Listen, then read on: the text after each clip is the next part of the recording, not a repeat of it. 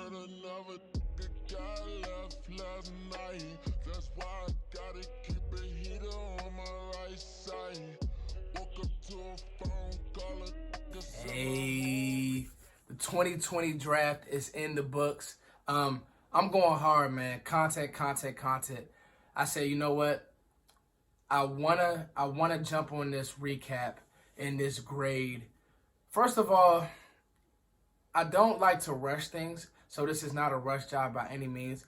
This is me knowing the players, knowing the prospects, and really just keeping an eye on how Dallas drafted and their plan, and really how they attack best player available, BPA versus need, and kind of mixing the two, being active, trading a little something, all of it. I'm gonna hit it all right now. I'm gonna hit every prospect because guess what? You guys deserve it. We've been quarantined. I ain't making no excuses. I ran 3 miles this morning. I trained the kids.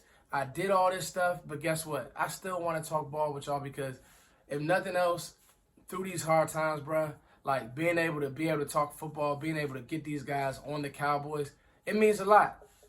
Here's the deal. Draft grades, when we will see a lot of them, what it means is how everybody had their board stacked and the players that they had available on their boards. That's where draft grades come into play. It doesn't mean that these guys are going to be Pro Bowlers. It just means, okay, there's people out there who had Bradlee and Anae as a top 100 player. You draft him in where? The 5th round. That makes a lot of sense. Okay, there's players out there. There's people out there who had CeeDee Lamb as their first receiver, rated as their highest rated receiver. Not me. I won't be biased. I won't be fake, okay? I didn't have CeeDee Lamb as my top-rated receiver, but there's people out there who did. You got him at 17, okay? There's people out there who had Trevon as a top 5 corner. I did.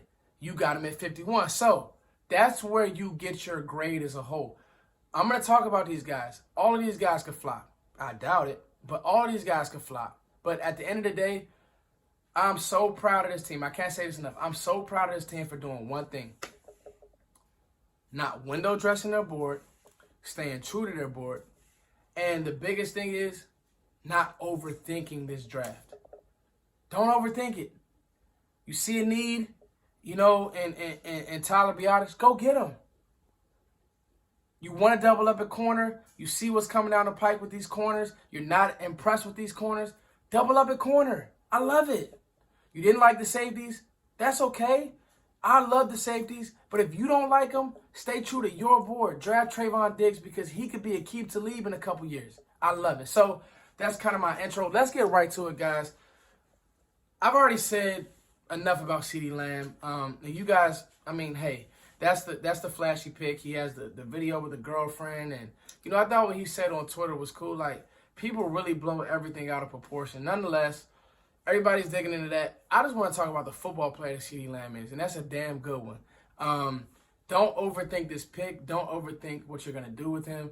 And I'll get Jason Garrett's thoughts and how he runs an offense and how he does a draft. And, somebody made a really good point. I don't think the Cowboys draft like this with Jason Garrett because I think that while he trusts the scouts and while he trusts, quote-unquote, would have trusted his board, I think he would have jumped in and said, no, we need this. No. Mike McCarthy, this is the Mike McCarthy regime. If there's one thing that I'm thankful for is that we have an offensive mind and an offensive designer that will come in, say, you know what, we drafted CeeDee Lamb, let's use him the CeeDee Lamb way. If he can't run a bang 8, if he can't run certain routes, which I wouldn't say I question, I just really question his release, but I know that he can run after the catch, I know that he can high point the football, and I know that when you get the ball in his hands quick, good things happen. Just do that. Like, don't overthink this pick. This team is going to be virtually unguarded. The happiest person of the CeeDee Lamb pick should be Ezekiel Elliott. No more loaded boxes, Zeke. He got you. You got to play it straight. Really, you got to play man. You got to try to play man and really some single high stuff. And guys just have to win their matchups. And I'm kind of tired of this whole Jamal Adams thing, trading Michael Gallup. Why would you do that? You can have 3 1,000-yard receivers. You can have 3,000-yard receivers, 1,000-yard, 1,500-yard rush. You can have just an amazing offense. Why would you trade Michael Gallup? It makes no sense. Be unguardable. Go out, have a great offense with an opportunistic defense. I think that's the plan of the Cowboys. I think that's what they want to do. I thought they knocked the CeeDee Lamb, pick out the box, man. 1,300 yards, 14 touchdowns last year, 60+ receptions. What else can I say about him? Just a great player. CeeDee Lamb, he gets an A from me. Trevon Diggs. To me, this is a B pick, which with the possibility of being an A in about a year or so. If he hits his ceiling, which I've said is Aqib Talib with the size and the speed and the length, the biggest thing with him is how are you going to use him? I love him in press. I don't love him really in off man. He's had really one really bad game, but I think his total yardage given up this year was something like 117, something crazy. 3 picks this year. I think second team All SEC. I thought it was first, but it was second team All SEC. Nonetheless, he can run. He's really fast. He's really long. Dog, this is going to be, I want to see Al Harris put his imprint on him and Robinson. Al Harris, put your imprint on him and Robinson. I think at pick 51, it made a lot of sense, especially because reports are coming out that Dallas wanted to trade up and get him. So the fact that the Cowboys wanted to trade up and draft him lets me know how highly they have this guy regarded. It means the world to me that the Cowboys say, you know what? Don't mess with one of these safeties. Don't get goofy. You got to one on the outside. Byron Jones is gone. You don't know how you love Anthony Brown on the outside. I really like Anthony Brown on the inside. Jordan Lewis on the inside. Cheeto's really high, really low. Guess what? You drafted a good player. Oh, there's Jerry Jeudy. So the Cowboys pick is about to come up there rerunning the draft. I might get excited again over the CeeDee Lamb pick. I get it. And there was a time when I told y'all that Jerry Jeudy could possibly fall, and he fell. I told you. Tackles and quarterbacks push good players down the board. Anyway, staying on topic, Trevon Diggs, I get it. I love it. It makes a lot of sense. B for that pick. Neville Gallimore, A+. And I'm going to tell you why. He was a top 100 player on a lot of people's boards. When I see him, I see the twitch. I see Dallas making up. I know there's people out there, I've talked with Vach a lot. He wants to kind of give Trysten Hill another chance. The floor with Trysten Hill just scares me, and I don't know if he's going to ever mature, and this regime did not draft him. You guys have to keep that in mind.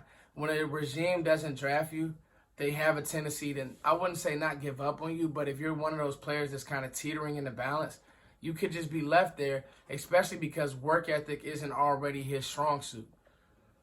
But you fixed it because you drafted Neville Gallimore, who has an amazing first step. The quickness is off the charts for his size, 300 pounds, 4'7". The only question that I have is, you could say power, but, when you're a D tackle coming into the league, unless you're, just a flat-out stud, that's going to be the question with all these guys. He honestly reminds me a lot of Malik Collins. Jay Ratliff, quick up the field, but in a rotation, it makes a lot of sense. I do see him coming to the 53-man roster and then the game day 46 because I just think that he's right now a better player than Trysten Hill. I could be wrong, but I just like, his upside and what he brings and the way that players speak about him and the way that he'll be able to learn from Gerald McCoy. So I give that pick an A+. Here we go, Reggie Robinson. I give this pick a B-. I would have so I had a couple players on my board. I really like Lamar Jackson. I don't even know if he got drafted, Nebraska corner. But I also get the Robinson pick because of the ball production and the pass defense. So he had 13 pass defense, 4 interceptions last year. So I get it. My question with him is, how does he handle quickness? Now, what got him drafted is that 4'4", in the length. You know what I mean? 6'1", 4'4", and just a feisty competitor. So, you're throwing bodies at that position. It lets you know a couple things. This team really likes Donovan Wilson. I've been hearing rumors that the Cowboys want to switch Cheeto to safety. You didn't love Xavier McKinney more than you like Xavier Woods, which I'm fine with because Xavier Woods has been a really good pro. You're throwing bodies at the cornerback position. So you're getting ready for an exodus from two of these guys. I'm not mad at it. Can he come in and compete? A 4th-round pick? You would hope that he makes the team, but you just got to see how it pans out. But I like Reggie Robinson a lot. This is the pick, though. This next pick is the one that made this draft, and then these next two are the ones that made this draft an A grade for me. Was you going up and making a move for Tyler Biadasz, who centers tend to get forgotten about. That's why so many Cowboys fans were like, why would the Cowboys draft Travis Frederick? Trey back and draft Travis Frederick. You can get a center late. That's with this COVID stuff and all this, I feel like teams just kind of forgot that, Tyler Biadasz is a really good player. Like, really good, like second round worth. Just got forgotten about, and he is a little inconsistent. But when you see him in space, you see him pull, he handles power well, and he's a Wisconsin offensive lineman. Like, it just makes so much sense. You have a need there because Travis Frederick said, you know what, I'm done with football. Joe Looney is okay. McGovern is... So, here's my problem with McGovern and people just thinking that you were just going to be able to put him at the center position. He hasn't played an NFL snap.